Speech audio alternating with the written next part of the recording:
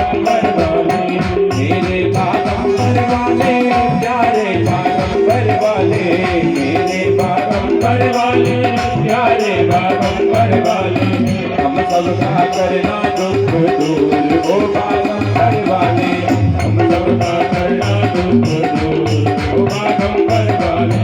कोई चढ़ावे भोला भाग धतूरा, कोई चढ़ावे भोला भाग धतूरा, कोई चढ़ावे फल फूल ओ बागंबर वाले, कोई चढ़ावे फल फूल ओ बागंबर वाले, हम सबका करना दुख दूर ओ बागंबर वाले, हम सबका करना दुख दूर ओ बागंबर वाले, कर दो हम सबका दुख दूर ओ बागंबर वाले। बोल शंकर भगवान की। भगवान को पुकारने लगे, देव देव महादेव, भूतात्मन भूत भावन, त्राहेण शरणापन्ना, त्रैलोक्य तेहना पाहे मां रक्षा कीजिए भगवान, इस हलाहल विष से हमारी रक्षा कीजिए। भगवान से ने कहा, चिंता न करो। ततः करतले कृत्य, अपने दोनों हाथों को मिलाया और उस विष को पान करना चाहते हैं। राम नाम की ऐसी महिमा है, रा कहने से मुख खुलता है, म कहने से मुख बंद होता है। आज मेरे प्रभु राम नाम का सहारा लेकर के इस हलाहल विष को पीना चाहते हैं। और जैसे ही विष पान करने लगे, एकदम से ख्याल आया कि मेरे हृदय कमल में भगवान श्री राम मैया जानकी विराज रहे हैं, तो उन तक ये जहर न पहुंच जाए, इसलिए कंठ में ही वो विष रोक दिया और नाम पड़ गया नीलकंठ। वो नीलकंठ भगवान की। भगवान ने उस हलाहल विष का पान किया। शिव ने हलाहल पिया हमारे लिए, हम सबके लिए।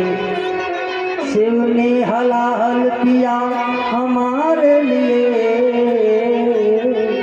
शिव ने हलाहल पिया हमारे लिए, हम सबके लिए। पिया जब जहर तो हुआ एक अचंभा, अजन्मा के मुख से वह मंत्र जन्मा। मृत्यु विजेता अब से मृत्युंजय हुए हम सबके लिए, मृत्यु विजेता अब से मृत्युंजय हुए हम सबके लिए। पिया जब जहर तो हुआ एक अचंभा, अजन्मा के मुख से वह मंत्र जन्मा। कौन सा? ओम त्र्यंबकं यजामहे सुगंधिं पुष्टिवर्धनम्, उर्वारुकमिव बन्धनान् मृत्योर्मुक्षीयमामृतात्। भगवान शंकर ने इस हलाहल विष से सबकी रक्षा की। पुनः मंथन प्रारंभ हुआ तो सबसे पहले कामधेनु आज 5 गौ निकली, जो ब्राह्मणों को दान कर दी गई। मंथन चलता रहा। उच्चैश्रवा नाम का हय घोड़ा निकला, जो राजा बलि को दे दिया गया। ऐरावत नाम का हाथी निकला, जो इंद्र को दे दिया गया। कौस्तु नाम की मणि निकली, जो नारायण को प्राप्त हो गई। कल्पतरु निकला, जो देवताओं को दे दिया। उस समुद्र मंथन से उर्वशी मेनका आज अप्सराओं का जन्म हुआ, जो इंद्र देव को दे दी गई स्वर्ग की शोभा के लिए। तत्पश्चात मंथन हुआ तो मैया भगवती लक्ष्मी का प्राकट हुआ, जो भगवान नारायण को प्राप्त हो गई। वो लक्ष्मी नारायण भगवान की।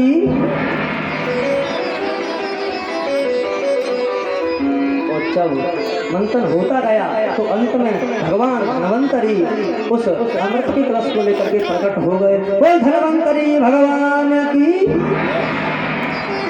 ऐसा सुंदर रूप बना करके भगवान आए धन्वंतरी के रूप में। देवता उनको देखते ही मोहित हो गए। तब तक दैत्यों ने उस अमृत कलश को छीन लिया और भाग गए। अब तो देवता बेचारे चिल्लाने लगे, चीखने लगे, अरे क्या हो गया, हमने इतनी मेहनत की और इस अमृत को तो देवता ले गए, क्या करना चाहिए। भगवान नारायण बोले चिंता न करो, मेरी बिना कृपा कटाक्ष के एक पत्ता तक नहीं हिलता, वो अमृत पान कैसे कर सकते हैं। मेरी बिना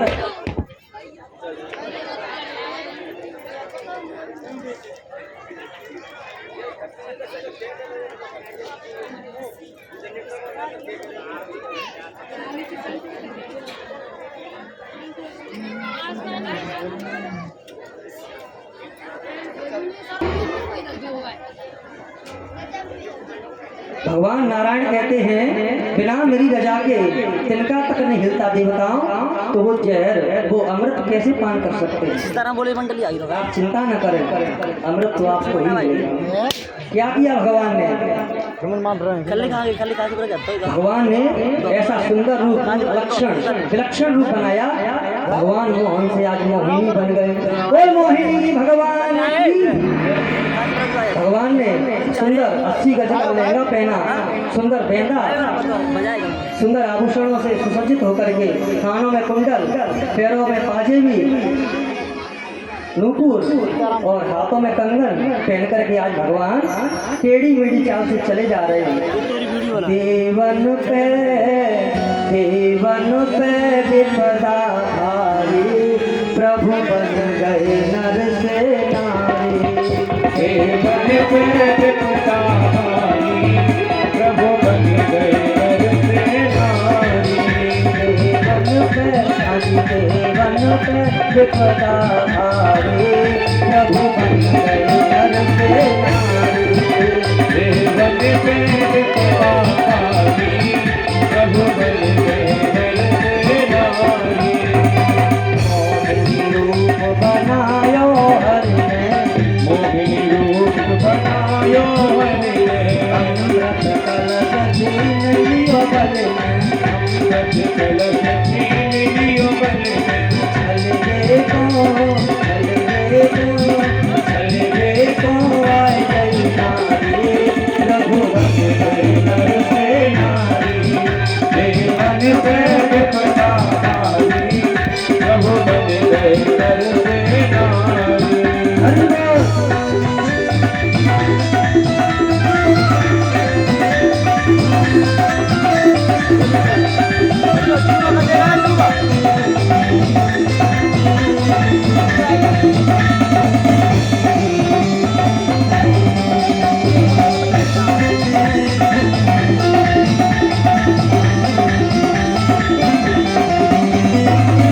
कमर पे जाके सुंदर लहंगा, कमर पे जाके सुंदर लहंगा। माथे पे सुंदर तो बेटा, माथे पे सुंदर शोभेदा। कमर पे जाके सुंदर लहंगा, कमर पे जाके सुंदर लहंगा। माथे पे सुंदर तो बेटा, माथे पे सुंदर शोभेदा। गल पहनी गल पहनी पचरत साड़ी, प्रभु बन गए नर से नारी। देवन पे विपदा भारी, प्रभु बन गए नर से नारी। मोहिनी भगवान की।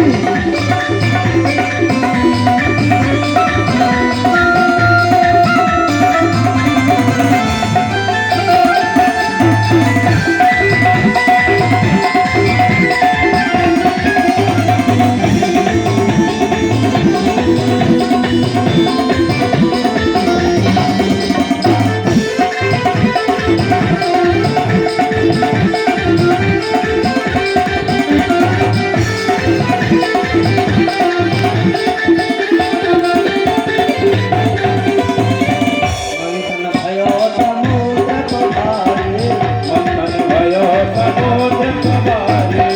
मंथन भयो समुद्र को भारी, मंथन भयो समुद्र को भारी। विष्णु गए भोले भंडारी, विष्णु गए भोले भंडारी। अब आई अमृत की बारी, प्रभु बन गए नर से नारी। विपदा भारी, प्रभु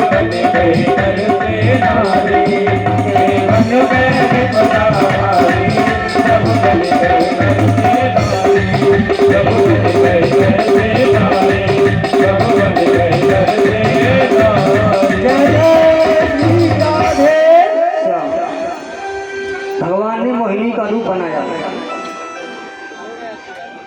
इधर दैत्यों में देवताओं में युद्ध हो रहा था। जो लोग कहते हैं ना कि लहसुन प्याज निषेध क्यों है, सुन लीजिए।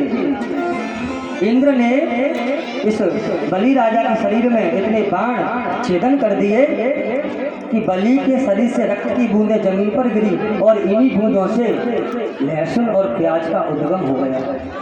इनमें तामस भरा हुआ है, इसलिए यह लहसुन प्याज पूजा में वैष्णव लोग नहीं खाते। ये पूजा पाठ से दूर रहते हैं, वैष्णव लोग इसे ग्रहण नहीं करते। भगवान नारायण मोहिनी बनकर के पहुंचे और जैसे ही रूप को देखा बलि मोहित हो गया। बलि कहता है, कौन हो देवी आप? मोहिनी भगवान ने कहा, हमारी छोड़ो, अपनी बताओ कि आप क्यों लड़ रहे हो। बलि ने कहा, हमें अमृत प्राप्त हुआ है। देवता कह रहे हैं अमृत हम पिएंगे, हम कह रहे हम पिएंगे। भगवान ने कहा, लाओ मैं तुम्हें पिला दूंगी अमृत। बलि ने कहा, क्यों नहीं देवी, आप ही अपने हाथों से पिलाओ, क्योंकि भगवान ने ऐसा लगता है आपको हमारे लिए ही भेजा है। भगवान ने कहा, सुनो देवताओं, एक बात बताओ तुम्हें, जो ऊपर का पतला पतला अमृत है ना, इनको सबसे पहले देवताओं को पिलाना चाहिए। जो गाढ़ा गाढ़ा साफ सा रह जाएगा नीचे का, मैं आपको पिला दूंगी। बलि ने कहा, ठीक है, जैसा आप चाहें। देवताओं की पंक्ति लगाई गई। भगवान नारायण ने मोहिनी के रूप में सबको अमृत पान कराया। एक स्वर भानु नाम का दैत्य समझ गया कि ये छलिया ये तो विष्णु लगता है। वो विचार कर रहा है कि भगवान ने रूप बनाया है अमृत पीने के लिए और मैं बनाऊंगा अमृत। भगवान नारायण ने जो मोहिनी अवतार लिया है ना, वो लिया है अमृत पिलाने के लिए और मैं लूँगा अमृत पीने के लिए। यह देवता बन करके देवताओं की पंक्ति में बैठ गया। भगवान नारायण ने जैसे इसकी करतली में विष डाला, विष दिया, वो अमृत दिया। अमृत जैसे ही इसने पिया, देवता कहने लगे, अरे भगवान ये तो धोखा होया, ये कोई दैत्य लगता है, ये देवता नहीं है। स्वर भानु नाम का दैत्य उस देवताओं की सभा को छोड़ करके भागने लगा। तब तक वह अमृत को पान कर चुका था। भगवान नारायण ने अपना सुदर्शन चक्र निकाला और इसके सिर को धड़ से अलग कर दिया। पर अमृत के प्रभाव से यह मरा नहीं, दो भागों में विभाजित हो गया। राहु और केतु पहले नवग्रह थे, अब पहले 7 ग्रह थे, अब नवग्रह हो गए। रवि सोम मंगल बुध गुरु शुक्र शनि 2 ग्रह और जुड़ गए, राहु और केतु। भगवान ने देवताओं को अमृत पान कराया। दैत्यों ने क्रोध के मारे इन देवताओं पर अत्याचार करना चाहा। इंद्र बोला, सुनो दैत्यों, अब हमारा आप कुछ नहीं बिगाड़ सकते, हम अमृत पान कर चुके हैं, अब कुछ भी नहीं हो सकता, लौट जाओ। पर उन दैत्यों ने कहा कि हम आपको मार नहीं सकते, आपको भगा तो सकते हैं। इंद्र लोक पर धावा बोल दिया, देवता बेचारे भाग गए। एक दिन मैया अदिति ने अपने स्वामी कश्यप जी से कहा, भगवान मुझे ऐसा पुत्र चाहिए जो मेरे पुत्रों देवताओं की रक्षा करे इन दैत्यों से, ये दैत्य बड़ा अत्याचार करते हैं।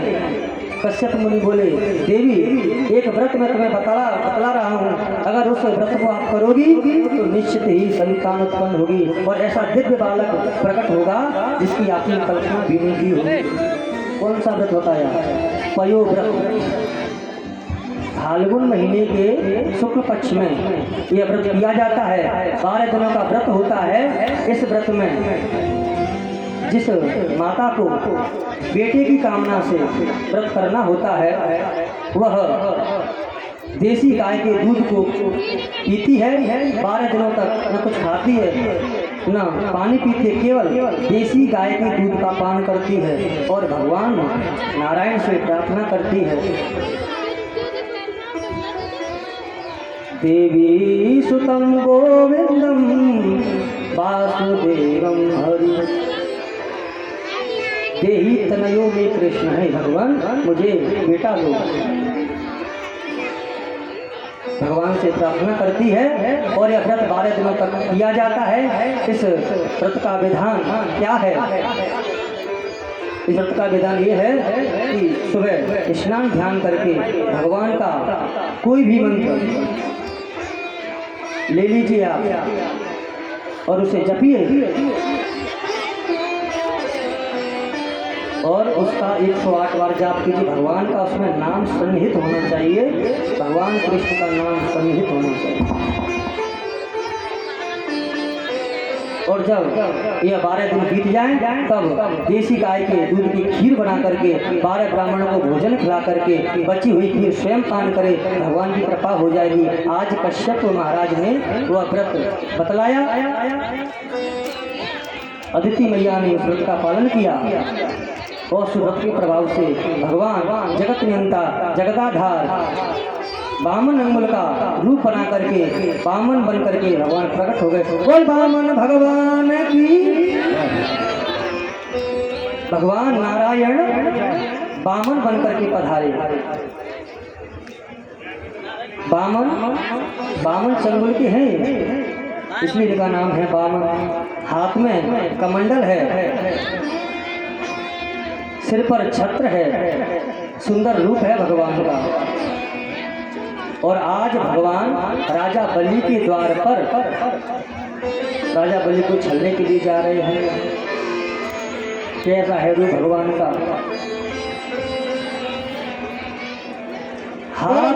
भगवान की। देखिए अभी अभी आपके सामने श्री बामन भगवान रखने वाले हैं।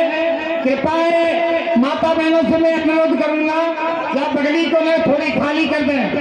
सभी माता बहनों से मेरा हाथ जोड़ के निवेदन है, उस बगली को खाली कर दे, उसमें बामन भगवान आ रहे हैं। और वैसे अगर कंटिन्यू बनी रहा है तो हमारे भैया श्री माई माता बहने सभी खूब डांस कर। अरे उधर भगवान के चरित्र में अगर कोई नाचता है तो वो भगवान के दरबार में आकर नचाता देखते हैं कि मेरे भक्त कैसे नचते हैं। यह तो अवश्य होना चाहिए। बोलो बामन भगवान की। हाथ कमंडल लेके चलो है आज छलिया छलवे तो। हाथ कमंडल लेके चलो है आज छलिया छलवे तो। हाथ कमंडल लेके चलो है आज छलिया छलवे तो। हाथ कमंडल लेके चलो है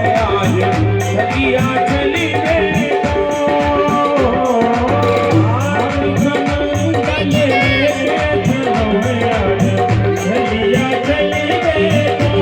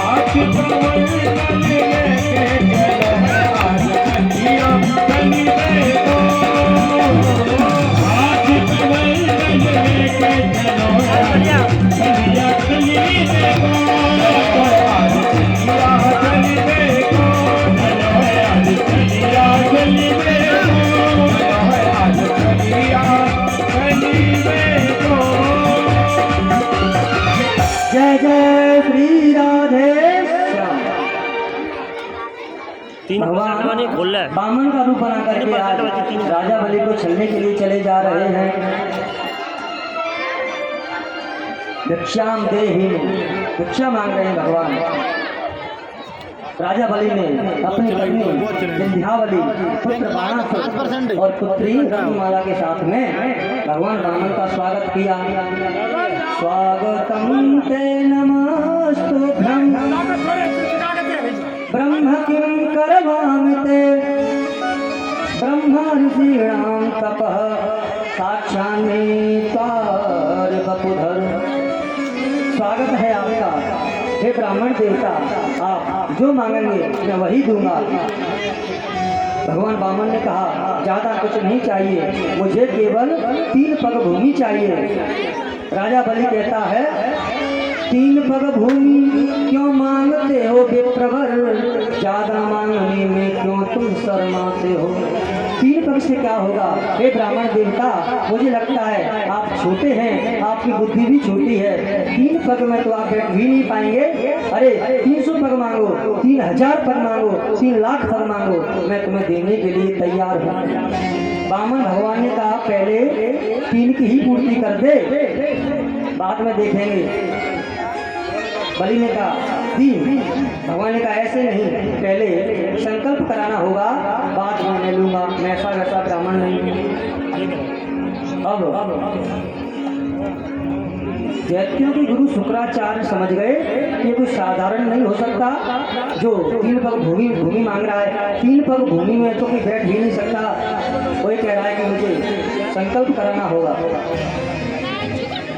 कह दिया शुक्राचार्य ने, सावधान बलि, राजा बलि सावधान, ये मुझे कोई साधारण भिक्षुक नहीं लगता, ये मुझे वही छलिया विष्णु लगता है।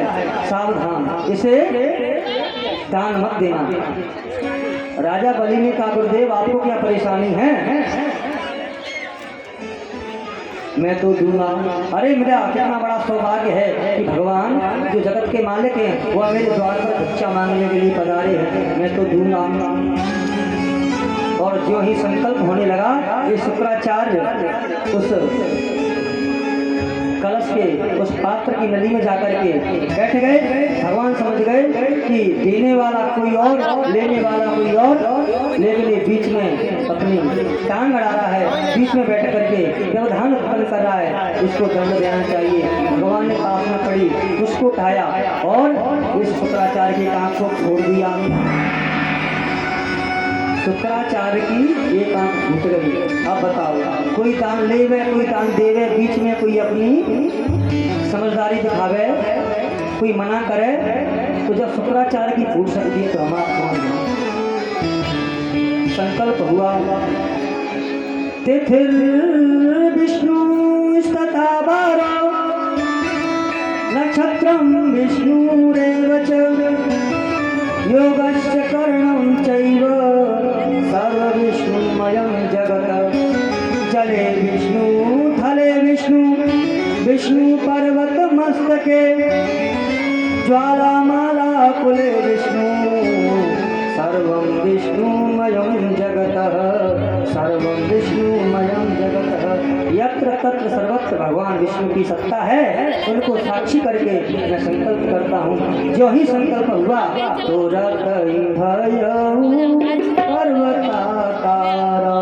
तुरंत भगवान वामन ने विराट रूप बनाया। अपने दाहिने पैर से पृथ्वी लोक को नाप दिया।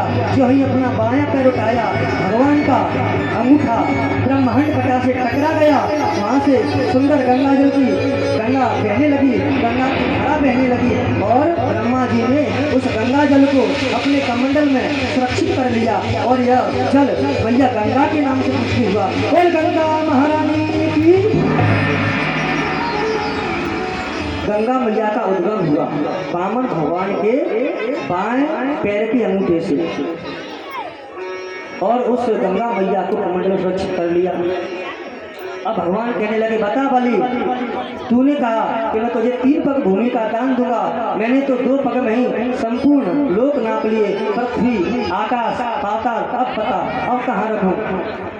बलि ने कहा, भगवान अब आप इस पदार बिंद को, चरणार बिंद को मेरे सिर पर रख दीजिए। प्रार्थना है यही मेरे भगवान जी, मेरे सिर पर तो अब पाँव धर दीजिए। भगवान ने कृपा कर दी, अपना चरण कमल राजा बलि के सिर पर रख दिया और राजा बलि अतल वितल और सुतल में जा पहुंचे। भगवान प्रसन्न हो गए। भगवान ने अपने स्वरूप में आकर के कहा, राजन वर मांगो, मैं अति प्रसन्न हूँ तुमसे। राजा बलि को कुछ बोल नहीं पाया। उससे पहले उनकी पत्नी विंध्यावली बोल पड़ी, ऐसे प्रभु तुम दानी हते तो मेरे द्वार पे काहे पसारी है बाही। दंगल उलट के पछा को बहे, पर मंगन पे हम मांगत नाही, मंगन पे हम मांगत नाही। विंध्यावली कहती है, सरकार अभी तो आप हमारे द्वार पर भिक्षुक बन के आए थे, अब आप कह रहे हम आपको देंगे, हम आपसे क्या मांगे। राजा बलि कहता है, आप नहीं मैं मांगूंगा। राजा बलि कहता है, भगवान मुझे वरदान दीजिए कि खाते पीते उठते बैठते जागते सोते आते जाते आपका दीदार होता रहे, आपके दर्शन होते रहे। भगवान ने कहा, इतनी कथाएं क्यों सुना रहा है, सीधा सीधा बोल देना कि मुझे पहरेदारी करनी है। भगवान ने आशीर्वाद दे दिया और भगवान पहरेदारी करने लगे। इधर माता लक्ष्मी ने विचार किया कि 4 महीने हो गए, भगवान नारायण का कहीं पता नहीं। नारद जी से पूछा, नारद आप मक्कड़ महात्मा हो जाकर घूमते रहते हो, आप ही बताओ हमारे स्वामी कहाँ हैं। नारद जी ने कहा, सच सच बताऊं क्या देवी। हाँ सत्य बताओ कि आपके स्वामी ने नौकरी कर ली है। लक्ष्मी जी कहने लगी, नौकरी? अरे वो तो नौकरी को देने वाले हैं, मेरे स्वामी तो जगत के मालिक हैं। आप कह रही हैं, आप कहते हैं कि मेरे स्वामी नौकरी कर रहे हैं, किसके यहाँ? अरे देवी ऐसी वैसी नौकरी नहीं, 24 घंटे की ड्यूटी है उसमें, राजा बलि के यहाँ। लक्ष्मी जी ने कहा, मुझे क्या करना चाहिए। नारद जी कह रहे हैं, सुनो देवी, सावन का महीना आ रहा है और इस सावन महीने की पूर्णिमा को एक बहन अपने भाई को राखी बांधती है, रक्षाबंधन का त्योहार होता है। आप जाइए और राजा बलि को उस सावन के महीने में, रक्षाबंधन के महीने में राखी बांधिए और जब वो कहे तो बदले में आप अपने पति को मांग लेना। और मैया लक्ष्मी जाने लगी, सावन आयो सुधर सुहावन, सावन आयो सुधर सुहावनो जी कोई रक्षा हमें कोई रक्षा बंधन सावन आयो सुधर सुहावनो जी कोई रक्षा हमें कोई रक्षा बंधन को त्योहार सावन आयो सुधर सुहावनो लक्ष्मी मैया राजा बलि के घर जाए रही जी कोई रक्षा मैं कोई रक्षा बंधन को त्योहार सावन आयो सुधर सुहावनो। मैया लक्ष्मी इस श्रावण के महीने में अपने भैया बलि को राखी बांधने के लिए जा रही हैं। बलि को अपना भाई बनाना चाहती हैं। क्या किया, मैया लक्ष्मी पहुंच गई। बलि ने पूछा, देवी तुम कौन हो? लक्ष्मी जी ने कहा, समझ लो मैं आपकी बहन और आप मेरे भाई हो। राखी बांध दी। भैया बलि कहने लगा, राजा बलि कहता, बहन मांग तुझे क्या चाहिए? तुझे चाहिए हाथी घोड़ा या चाहिए दरबार? बहना जो भी हुक्म करे मैं कर दूंगा तैयार। लक्ष्मी जी कह रही हैं, नहीं चाहिए हाथी घोड़ा न चाहिए दरबार, भैया बहना हुक्म करे मुझे दे दे पहरेदार। नहीं चाहिए भैया, मुझे तो सिर्फ अपने पहरेदार को दे दो। अब राजा बलि ने सोचा कि कोई संबंध है क्या इनसे आपका? पहरेदार बने भगवान के कान में काट कौन लगती हैं आपकी? ये क्या आपकी पत्नी है? भगवान ने कहा ऐसा ही है। राजा बलि ने कहा अरे राम राम, मैं समझता था कि आप ये ठगिया हो, ये तो ठगिया वो तो ठगनी, आप दोनों ठगनी, ये ठगिया है और ये ठगनी है, दोनों ही मुझे ठग लिया आज। राजा बलि ने कहा कि चले जाइए, और क्या करें? भगवान ने कहा उदास मत होइए, मैं वचन देता हूँ एक रूप से तेरे द्वार का पहरेदार बन के रहूँगा। 4 महीने भगवान से, 4 महीने ब्रह्मा, क्योंकि ये मेरे ही स्वरूप हैं, आप चिंता न करें। भगवान आश्वासन देकर के चले गए।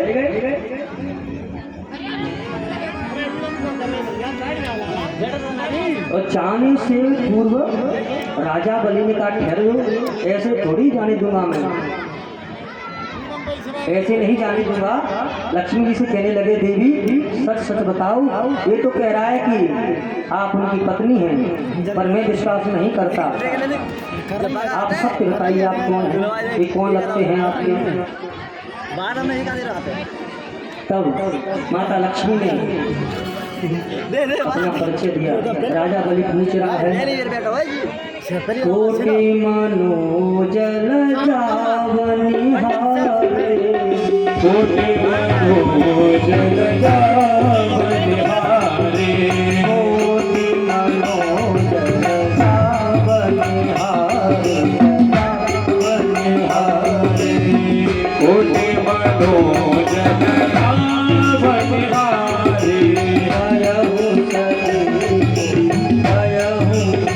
सुमुख कहो को आही तुम्हारे, आही तुम्हारे, मंजुल मंजु पीरी छे नयने, निज पद गय होताए सिय सयन, कोटि मनोजल जावनिहारे, कोटि मनोजल जावनिहारे,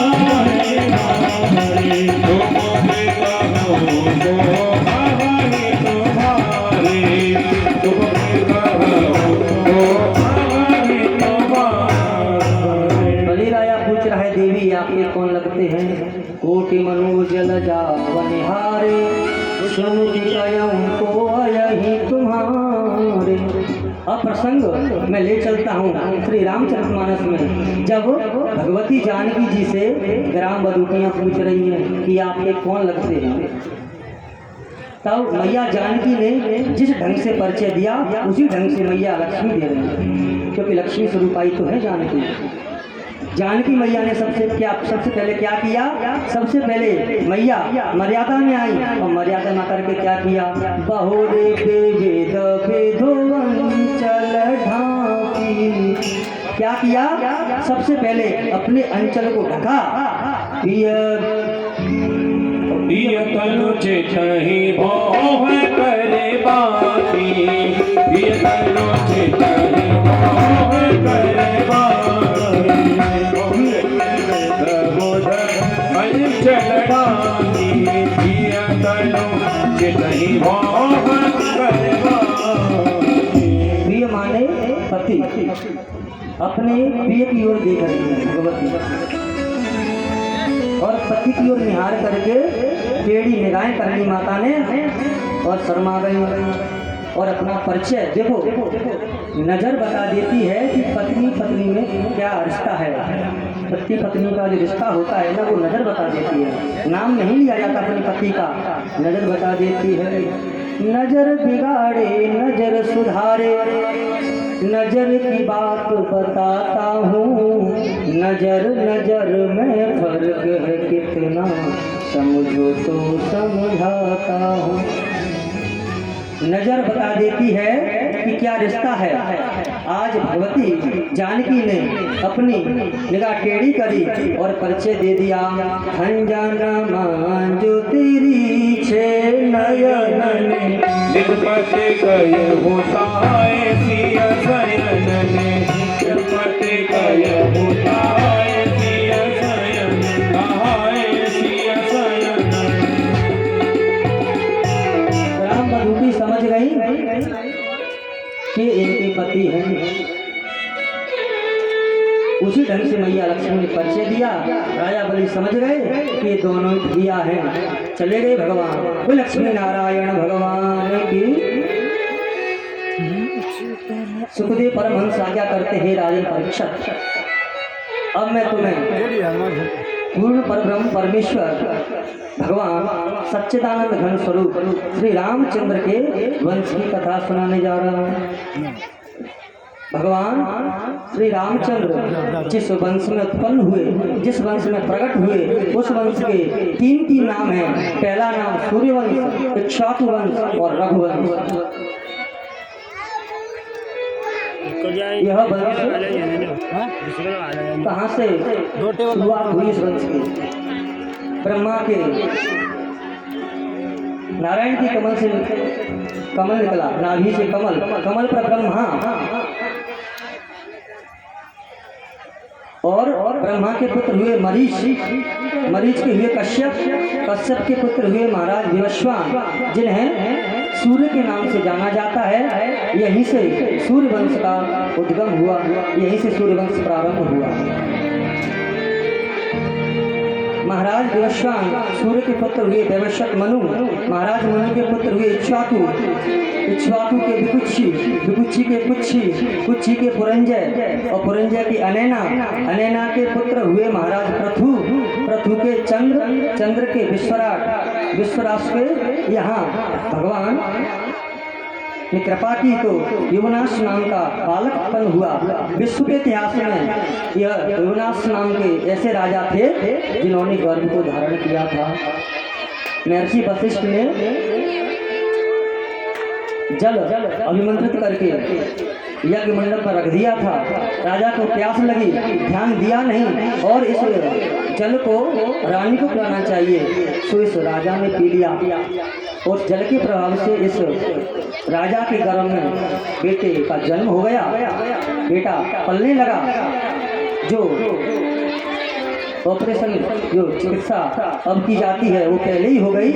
इसके वाम भाग के उदर को फाड़ा गया, बच्चे को निकाला गया।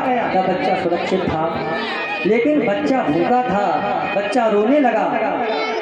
तब इंद्र ने कृपा कर दी। इंद्र आया और अपनी तर्जनी उंगली को इस बालक के मुख में रख दिया और कहने लगा, मान धाता पुत्र चिंता न कर, मैं तुझे दूंगा, मैं पिलाऊंगा। मानो उस इंद्र की तर्जनी उंगली से अमृत की वर्षा हो रही हो। इसका नाम मान धाता हुआ। इस राजा का नाम हुआ मान धाता। और मान धाता का समय आने पर विवाह होने के बाद 50 कन्याएं और 3 पुत्रों का जन्म हुआ। 50 कन्याएं सोमहर ऋषि को ब्याई गई। 3 पुत्र हुए, पुरुपुत्स, अम्बरीश और मुचकुंद। महाराज पुरुपुत्स के पुत्र हुए अरण्य, अरण्य के तिरुवारणी और तिरुवारणी के हुए त्रिबंध, त्रिबंध के यहाँ पुत्र हुए सत्यव्रत और सत्यव्रत के राजा के यहाँ त्रिशंकु नाम के राजा हुए और त्रिशंकु के यहाँ महाराज हरिश्चंद्र का जन्म हुआ। बोली हरिश्चंद्र महाराज की। हरिश्चंद्र समो राजा भूतो न भविष्यति। समय का भाव नहीं तो राजा परीक्षित की कथा सुनाते। राजा परीक्षित जैसा राजा न हुआ न होगा, जिन्होंने धर्म के निमित्त अपनी पत्नी, अपने पुत्रों को बीच बाजार में बेच दिया। बड़ा कष्ट था राजा परीक्षित ने। भगवान नारायण ने कृपा कर दी। भगवान नारायण ने कहा, पुत्र चिंता न कर, तेरा नाम है हरिश्चंद्र। तेरा वंश इतना पावन है, इतना पवित्र है कि मैं स्वयं तेरे वंश में अवतार लेकर के आऊँगा। दुनिया मुझे रामचंद्र के नाम से जानेगी। बोले रामचंद्र भगवान की। महाराज हरिश्चंद्र का जन्म हुआ। हरिश्चंद्र के पुत्र हुए रोहित, रोहित के हरित, हरित के चंप, चंप के सुदेव, सुदेव के अस्मक, अस्मक के यहाँ मूलक, मूलक के यहाँ महाराज एडवर्ड हुए। यह अंग्रेजी नाम है एडवर्ड। ये अयोध्या के राजा हुए थे। और एडविट के यहाँ आगे चल करके इसी वंश में बाहुक हुए और बाहुक के पुत्र हुए सगर के 2 विवाह हुए। एक रानी के गर्भ से 60,000 पुत्रों का जन्म हुआ और दूसरे रानी से एक बेटे का जन्म हुआ जिसका नाम था असमंजस। सगर के 60,000 पुत्र थे। इन्होंने क्या किया कि कपिल मुनि के आश्रम में एक घोड़ा बंधा था। ये घोड़ा कहाँ से आया? सगर महाराज ने अश्वमेध यज्ञ का आयोजन किया और इस अश्वमेध यज्ञ के घोड़े को इंद्र ने चुरा करके महामुनि कपिल के आश्रम में बांध दिया और इसके जब पुत्र 60,000 ढूंढते